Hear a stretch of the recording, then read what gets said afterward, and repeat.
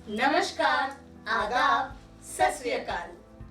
आज हम फिर हाजिर हुए हैं विजन स्पार्क्स का एपिसोड 6 लेकर, जिसका आप सबको बेसब्री से इंतजार था। जल थल सहरा खुश्क समंदर रखता है, आंखों में वो क्या क्या मंजर रखती है।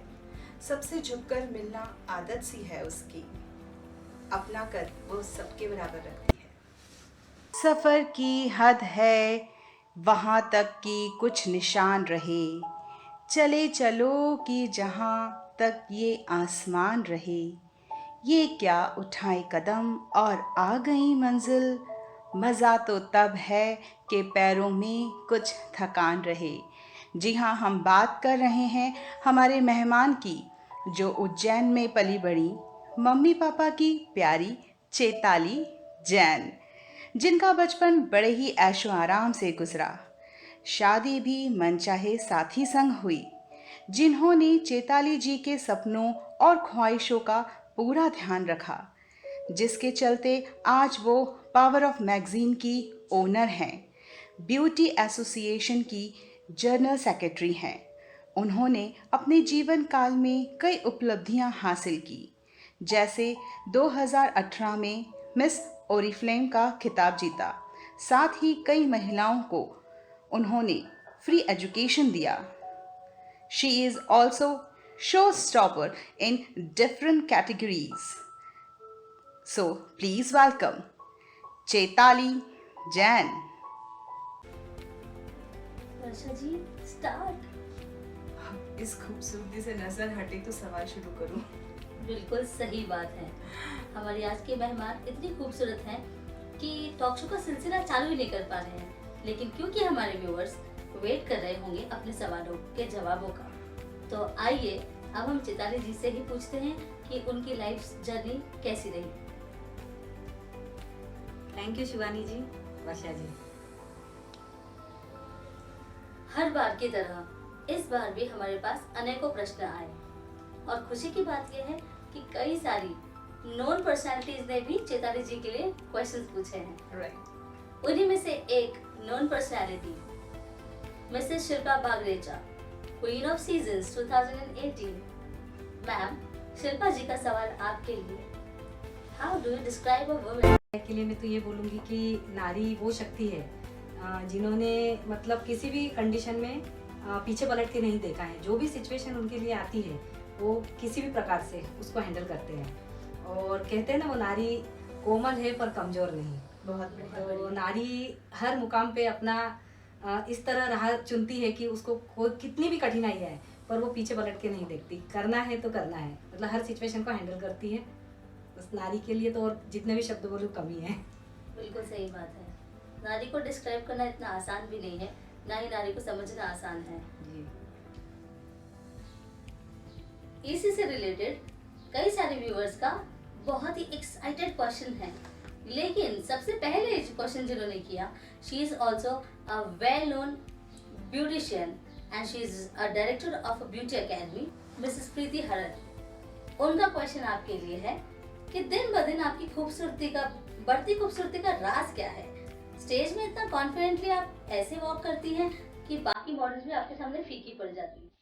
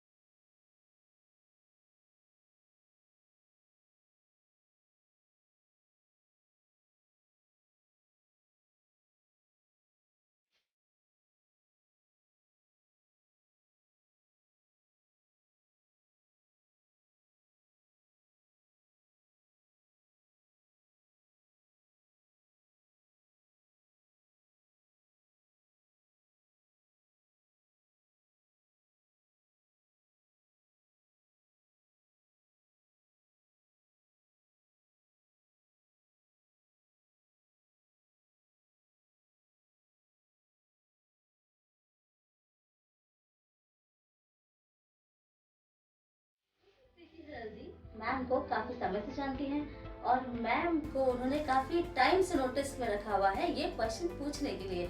हमारा सौभाग्य है कि प्रीति जी के थ्रू और भी कई सारे व्यूवर्स का ये क्वेश्चन आज हम मैम से पूछ पा रहे हैं और ये तो खुद हमारी भी क्यूरियोसिटी है जानने की। प्रीति जी ने बड़ा ही अच्छा सवाल किया है। सबसे पहले तो मैं उन्हें थैंक्स बोलना चाहूँगी कि उन्होंने इतना मुझे नोटिस किया है पहले से अब तक कि उनमें मुझे ये चेंज नहीं देखा उनमें मुझ में कुछ भी, कि उनको ऐसा लगता है कि खूबसूरती का क्या राज हो सकता है। और ये सभी ऑडियंस व्यूअर्स सुनना चाहते हैं कि खूबसूरती का राज क्या होता है।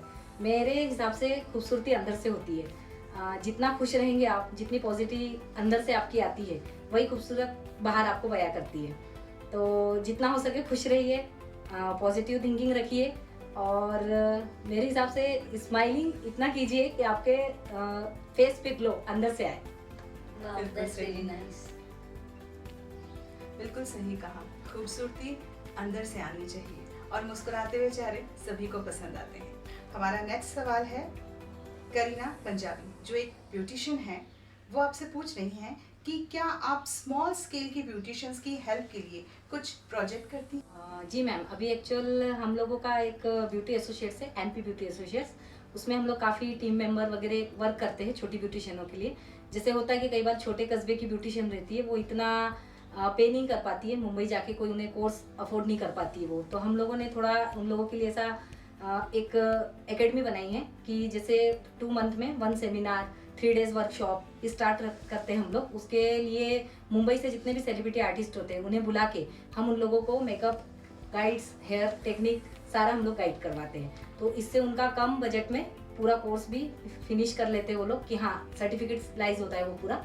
इसके बाद में अब अभी हम लोगों ने एक संस्था का सोचा था सब लोगों ने मिलके कि उन लोगों के लिए हम लोग कुछ ऐसा लोन वगैरह कुछ ऐसा सजेस्ट करें कि जिससे उन लोगों को प्रॉब्लम नहीं आए। कुछ छोटे सैलून वाली ऐसी वो लोग इतना अफोर्ड नहीं कर पाते कि हम बड़ा सैलून कैसे डालें, प्रोडक्ट इतने कॉस्टली आते हैं कि नहीं हम लोग इतना अफोर्ड नहीं कर पाते।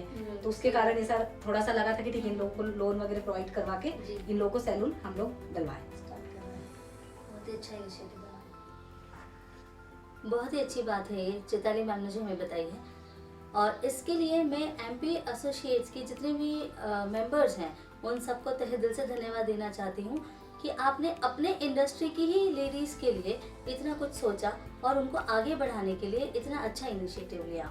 Thank you so much to all the associates of MP beauty association. मेरा नेक्स्ट क्वेश्चन है, मिसेस भारती परांजपे ने आपके लिए पूछा है, what made you start a fashion magazine? जैसा कि हमने स्टार्टिंग में बताया था कि ma'am is a director of fashion magazine and the name of the magazine is power of fashion. तो ये पावर ऑफ फैशन मैगजीन चालू करने के पीछे क्या प्रेरणा है? बड़ा ही अच्छा सवाल किया भारती जी आपने। पावर ऑफ फैशन मैगजीन की स्टार्टिंग में ऐसे बताऊंगी आपको कि जो शुरू से इसका एक चला है कि कैसे मैंने ये स्टार्ट करने का मेरे मन में आया है। एक्चुअल पहले मैंने सैलून चलाया, 12 से 15 साल तक मैंने सैलून चलाया है। तो सैलून में भी मुझे ऐसा था कि हर प्रकार का कुछ ना कुछ नया सीखने का, नया उस टाइम इंदौर में इतना एडवांस वर्क नहीं होता था, तो मैंने मुंबई से सारा कोर्स किया है। और इस फील्ड में भी मेरे हस्बैंड ने मेरा काफ़ी साथ दिया है कि मुंबई ले जाना, लाना, वहाँ पे रुकना, जो भी कोर्सेज होते हैं उस टाइम मैंने वहाँ के सारे सर्टिफिकेट लाइज पूरे कोर्स जो किए हैं, मशीन्स की नॉलेज लेना, पूरा प्रोडक्ट का नॉलेज लेना, वही चीज़ जो मैं वहाँ पे मुंबई से सीख के आई, वो जो छोटी ब्यूटिशियन जितनी होती है उन्हें मैंने संस्था के द्वारा सारा गाइड किया कि आप लोग इस तरीके से वर्क कर सकते हैं, आप लोग इस तरीके से वर्क कर सकते हैं। काफ़ी प्रकार के उनको वर्क में मैंने इतना इम्प्रूवमेंट किया उनके वर्क के लिए कि नहीं आप एडवांस चीज़ सीखिए। और कहीं ना कहीं मुझे ऐसा लगा कि नहीं अगर ये लोग खुद सीखते हैं तो कहीं ना कहीं इन लोगों के खुद के आज वो जितनी भी ब्यूटिशियनों को मैंने गाइड किया वो आज कहीं ना कहीं उन लोग का खुद का सैलून है, खुद आज कहीं ना कहीं इतने अच्छे जगह जॉब कर रही है कि उन्हें आज हर चीज़ का नॉलेज हो गया। वो उस टाइम वो लोग भी इतना अफोर्ड नहीं कर पाती थी कि नहीं आज हम कहीं ऐसे सैलून में सीखने जाए कि हम लोग वहाँ पे करें। सब मिडिल क्लास फैमिली की थे। उसके बाद में फिर थोड़ा सा ऐसा लगा कि नहीं अब सैलून से कुछ अलग हटके करना चाहिए कि जिससे सैलून के साथ साथ में काफ़ी दूसरे लोगों को भी जोड़ सकूँ मैं मेरे साथ। जितनी भी काफ़ी महिला ऐसी कि आज उनमें टैलेंट काफ़ी है पर उनका टैलेंट मुझे कहीं ना कहीं लगता है कि बस 4 दीवारी में कैद होकर रह जाता है। तो मैंने काफ़ी सर्च किया कि नहीं कुछ ऐसे, जैसे मेरी फ्रेंड सर्कल में काफ़ी लोग ऐसे, कहीं ना कहीं रिश्तेदारी में कहीं कुछ ऐसा लगा कि नहीं उनमें ये टैलेंट है, उनमें ये टैलेंट है। तो इनको मैंने कहा कि ये इसको कहीं ना कहीं आप बाहर निकालिए। अब बाहर निकालने के लिए मुझे फिर मैगजीन स्टार्ट का एक मन में ख्याल आया कि ऐसा कुछ करते कि जिससे मीडिया से भी जुड़े रहे, सोशल वर्क भी होता रहे और मेरे ब्यूटिशियन वर्क का भी मेरा काम नहीं छूटे, मैं इनसे भी जुड़ी रहूँ। तो ये सोच के मैंने मैगजीन का वर्क स्टार्ट किया। तो आज उन सभी लेडीज़ों को मैंने ऐसा प्लेटफॉर्म दिया कि आप अपना हुनर जो आप में है वो आप प्लीज़ बाहर दिखाइए। घर में रखेंगे तो आप 4 लोग देख पाएंगे, बाहर आप अपना हुनर प्रेजेंट करते तो आपका कहीं ना कहीं दुनिया देखेगी जो आप में गट्स है, जो आप में टैलेंट है। तो जैसा कि मैम, मैंने आपकी पावर ऑफ फैशन मैगजीन को भी गो थ्रू किया है और उसमें आपने करीब करीब सारे इंडस्ट्री के लोगों को कवर किया हुआ है, तो इसके बारे में आप क्या कहना चाहेंगी? हाँ ma'am, actual power of fashion magazine का मकसद यही रहा है मेरा, पावर मतलब फैशन और पैशन दोनों को पावर देना। वाह, ग्रेट। काफ़ी महिला ऐसी है जो मुझे ऐसा लगता है कि उनमें काफ़ी हर प्रकार का एक गट्स है, एक फैशन है, एक पैशन है, पर वो उनको बाहर नहीं निकाल पाती है।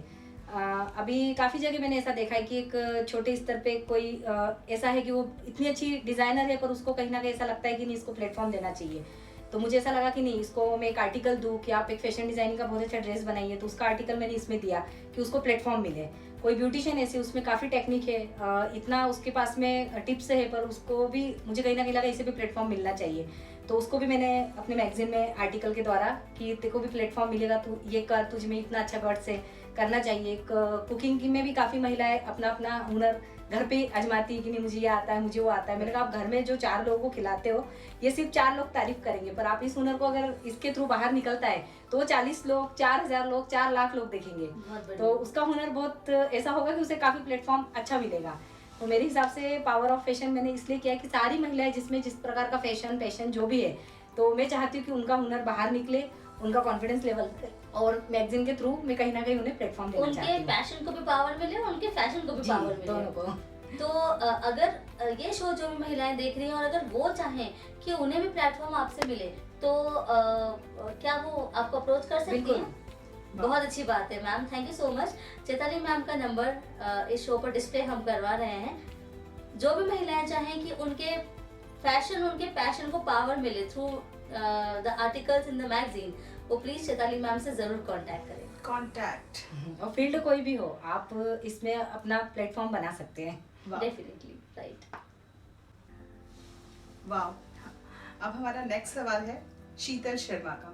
वो आपसे पूछती हैं कि आपने अपने आप को कभी भी गिव अप नहीं किया और खुद को हमेशा मोटिवेट रखा, कैसे? जी मैम, इसके लिए भी तो मैं ये कहूँगी कि इसके लिए भी मेरे फैमिली का ही सपोर्ट मेरे साथ हमेशा रहा है। कई बार कुछ सिचुएशन ऐसी भी आई कि कोई शो रहा, मुझे कहीं जाना रहा, अचानक गेस्ट का आना हो गया, कोई फैमिली में किसी की तबीयत खराब हो गई, काफ़ी मतलब कुछ ना कुछ ऐसा प्रॉब्लम आती रही, पर कहीं ना कहीं फैमिली का ही सपोर्ट इतना रहा कि नहीं, ये सब हम संभाल लेंगे, तू ये जा, ये चीज़ मत छोड़, ये करना है, क्योंकि ये समय ऐसा बार बार नहीं आता है, ये करना है। जैसे ओरिफ्लेम का भी जब मैंने कंपटीशन में गई हुई थी तभी काफ़ी ऐसा प्रॉब्लम आ गया था, अचानक तबीयत थोड़ा सा खराब हो गई थी, पर फैमिली वालों ने बोला नहीं तू करो। कॉन्फिडेंस मतलब फैमिली वालों से ही मिला है मुझे। और कभी कभी ऐसा लगा भी था थोड़ा सा, काफ़ी लोग इस फील्ड को थोड़ा सा ऐसा सोचते हैं कि ये फील्ड थोड़ा मॉडलिंग की दुनिया इस टाइप की है, इसमें ऐसा है वैसा है, पर कहीं ना कहीं पॉजिटिव थिंक रखी है शुरू से, साथ में फैमिली की भी मेरे साथ पॉजिटिव थिंक रही है, तो मुझे कभी इसका मौका ऐसा पड़ा नहीं कि ऐसा करना चाहिए कुछ, हमेशा चलती रही और वर्क करता रहा। हमेशा आपको फैमिली का सपोर्ट मिलता है। वाह, ये तो सबसे बड़ी बात है। और ये सवाल शीतल जी ने भी शायद इसलिए पूछा है क्योंकि वो भी इंदौर बाइकरनी ग्रुप की एक बाइकरनी है, जिनका एपिसोड हम एपिसोड नंबर 3 में डिस्प्ले कर चुके हैं। और शीतल भी अपने आप इंडिपेंडेंटली अपने डिसीजंस लेकर आगे बढ़ती चली है, उसने भी अपने आप को बहुत मोटिवेटेड रखा है। लेकिन जब हमारे सामने कोई ऐसा आइकॉन आता है जो जिसे देखकर लगता है कि इन्होंने भी अपनी लाइफ में ऐसे अचीवमेंट्स कि बहुत मुश्किलों से हासिल किए होंगे, तो वो सवाल ऑटोमेटिकली आने लग जाता है। Thank you so much Sheetal Sharma, I hope आपको अपना सवाल का जवाब मिल गया होगा। नेक्स्ट सवाल चैताली जी है अनिरुद्ध परांजपे का। जी, ये एक उभरते हुए कलाकार हैं, सिंगिंग में उभरते हुए कलाकार हैं। इनका प्रश्न है आपके लिए कि आपको मॉडल बनने की प्रेरणा किसने दी और इस इंडस्ट्री में आपके कौन आइडियल हैं? मॉडल बनने की प्रेरणा तो मैं ये कहूँगी कि शुरू से मुझे स्कूल लाइफ से डांसिंग का बहुत शौक था, स्टेज शो का काफ़ी शौक था। कोई भी स्कूल में फंक्शन होते तो सबसे पहले पार्टिसिपेट मेरा नाम मैं लिखवा ही लेती थी कि नहीं मुझे करना है स्टेज पे ये शो। कॉन्फिडेंस लेवल तो शुरू से इस फील्ड में मुझे रहा है। घर वालों ने भी कभी इस चीज़ में रोक टोक नहीं करी, उनके भी कारण थोड़ा मेरा कॉन्फिडेंस बहुत बढ़ा। फिर मैरिज हुई, उसके बाद फिर थोड़ा सा बेबी छोटा था तो ये सब फील्ड से थोड़ी अलग हट गई थी मैं। फिर मुझे लगा था कि नहीं अभी भी कुछ ऐसा करना चाहिए मुझे, तो जैसे किसी भी कोई फ्रेंड सर्कल है बोलते तू ये कर सकती है, फैमिली वालों ने भी बोला तू ये कर सकती है, हस्बैंड ने भी सपोर्ट किया कि नहीं अगर तेरा ये सब फील्ड तुझे पसंद है तो तू कर, इसमें ट्राई कर। तो फर्स्ट मैंने एक डांसिंग शो में पार्टिसिपेट किया था, उसमें मैं विनर रही थी। उसके बाद फिर थोड़ा सा मेरा कॉन्फिडेंस लेवल बढ़ा, फिर मुझे ऐसा लगा कि नहीं अब थोड़ा सा कुछ बड़े लेवल पे करना चाहिए। फिर मैंने ओरिफ्लेम बॉम्बे में हुआ था, उसमें मेरी फ्रेंड्स ने बोला था कि तू इसमें कर सकती, मिसेस ओरिफ्लेम हुआ था वो, उसमें मैंने पार्टिसिपेट किया, तो उसमें भी मैं विनर रह चुकी। फिर ऐसे ऑडियंस के कारण ही मैं मॉडल बनी हूँ, उन्हीं ने ही मुझे प्रेरणा दी कि नहीं आप ये कर सकते हो, कॉन्फिडेंस से ही मैं आज इस मुकाम पे हूँ। और आइडल तो ऐसे बोलूँगी मैं कि मलाइका मेरी आइडल है, इसीलिए कि वो उसकी और मेरी सिचुएशन सेम ये रही कि जिस एज में जो करना था वो हम नहीं कर पाए, बाकी इस एज में हमको सब करने को मिल रहा है जो जब करना था हमें। वेरी गुड, बहुत ही बढ़िया। Malaika, oh wow! Even Malaika is a mother of a young child, and Chaitali ma'am is also a mother of young children. But इन्हें देखकर लगता नहीं है कि इनके इतने यंग बच्चे हैं। Exactly. And this is how she is maintaining herself like Malaika. Right. Thank you ma'am. मुझे बहुत खुशी होती है जब कोई महिला कहती है कि मेरे पैशन का राज मेरी फैमिली है और उसके सक्सेस के पीछे उसकी पूरी फैमिली का सपोर्ट है। तो आइए अब बारी है हमारे कड़वे सवाल की। तो चैताली जी, हमारा कड़वा सवाल आपसे ये है कि आप इस मुकाम पे पहुंच गई हैं, इस बुलंदी पे पहुंच गई हैं। इस बुलंदी पे पहुंचने के बाद अभी भी क्या आपको अपने दिल में कोई कसक महसूस होती है या कोई कमी है? कड़वा सवाल तो बहुत ही अच्छा है वर्षा मैम, आपका कड़वा भी बोलेंगे इसको, और एक इसमें ये शेयर करने को हो जाएगा कि हाँ कभी भी लाइफ में उतार चढ़ाव तो सभी के चलते हैं और ये होते भी रहना चाहिए। इसी से मेरे मन से ऐसा है कि इसी से कॉन्फिडेंस भी सभी में आता है। जब तक आपके लाइफ में स्ट्रगल नहीं आएगा तो आप किसी चीज़ को समझोगे नहीं, किसी चीज़ का आपको महत्व नहीं होगा। जब तक जो चीज़ दिखती है कहीं ना कहीं उसका महत्व थोड़ा कम रहता है, जब दिखती नहीं है उसका महत्व ज़्यादा हो जाता है। तो मेरे लाइफ में ऐसा तो कभी कुछ कमी तो नहीं बोलूँगी कि किसी चीज़ की रह गई है, पर कहीं ना कहीं मुझे ऐसा लगता है कि सबसे ज़्यादा जो क्लोज रिश्ता होता है वो माँ का होता है। तो मुझे ऐसा लगता है कि मेरी मम्मी एक्सपायर हो चुकी है, तो मुझे कहीं ना कहीं लगता है कि आज अगर वो होती तो ये सारी सिचुएशन जो मैंने हैंडल करी, कैसे भी करके उतार चढ़ाव जो भी चलता रहा, स्ट्रगल खुशी से, फैमिली का भी सपोर्ट रहा है, तो अगर वो देखती तो मुझे ऐसा लगता काफ़ी खुशी होती उसे। और कहीं ना कहीं बस मुझे ये कमी काफ़ी लगती है कि मम्मी नहीं है। हाँ, थैंक्स शिवानी जी और वर्षा जी जो आपने इस शो में मुझे इनवाइट किया, मुझे बहुत अच्छा लगा यहाँ पे आके। और सभी व्यूअर्स में यही कहूँगी कि जितना ज़्यादा से ज़्यादा लाइक और सब्सक्राइब कीजिए इस चैनल पे, और जितना भी ये लोग इतना अच्छा वर्क कर रहे हैं, सोशल वर्क कहे इसको कि सबको एक साथ जोड़ने का भी वर्क हो रहा है, ये मिलने का वर्क हो रहा है, और अपनी कहानी सब तक पहुँचाने का बहुत ही अच्छा वर्क कर रहे हैं शिवानी जी और Varsha ji. So much ma'am. हमारे विजन स्पार्क की तरफ से आपको बहुत बहुत धन्यवाद जो आपने अपना कीमती समय हमें दिया। Thank you so much. ऐसे तो सभी के क्वेश्चंस बहुत ही अच्छे थे, पर मुझे सबसे अच्छा क्वेश्चन प्रीति हरल जी का लगा है। वो मुझे इसलिए अच्छा लगा है कि वो इसलिए नहीं कि वो उन्होंने मेरे लिए किया है वो सवाल, मैंने जो इस क्वेश्चन का जो आंसर दिया है वो सभी महिलाओं के लिए है कि अपना कॉन्फिडेंस पॉजिटिव रखिए और जितना हो सके उतना अंदर से खुश रहिए, तो आपकी खूबसूरती हमेशा बरकरार रहेगी, और अपना कॉन्फिडेंस कभी भी लाइफ में नहीं छोड़े। इसलिए मुझे प्रीति हरल जी का क्वेश्चन बहुत अच्छा लगा कि ये सभी महिलाओं को जागृत करेगा और उन्हें कहीं ना कहीं उन्नति का रास्ता दिखाने के लिए मदद करेगा कि नहीं कॉन्फिडेंस रखिए तो आप आगे बढ़ते रहेंगे। Thank you so much.